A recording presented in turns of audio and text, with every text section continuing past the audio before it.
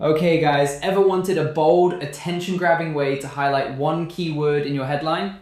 Well, this section makes that word stand out instantly. Today we're adding this rich text section to your store. So let's not waste any more time, let's jump straight into it.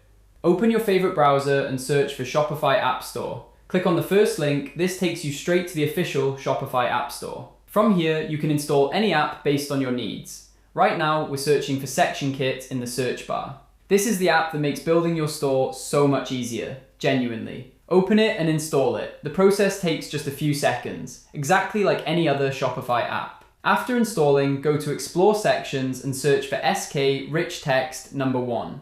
You'll find the section here. Click on More Info and purchase it. All the details are listed right below if you want to read through them.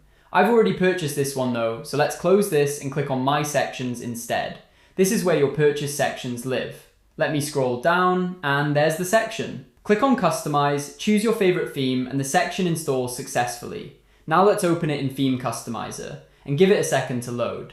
Once ready, click on Add Section, type SK Highlight Text, and choose that section. It will be added instantly, and its settings open up on the left side. First, there are 3 different layout options. You can use any one, but as always, I'll go with the first one. Below that, you'll find both text fields which you can edit. And right after that, there's a font style option. I'll convert this to pop-ins just like I do with every section. Now let's scroll down and I'll change the static text color to black, along with increasing its font weight. Right below that is the animated text background color. I'll change that to black too. Once you're done with that, you'll find padding and margin options at the end, which you can adjust based on your own preference.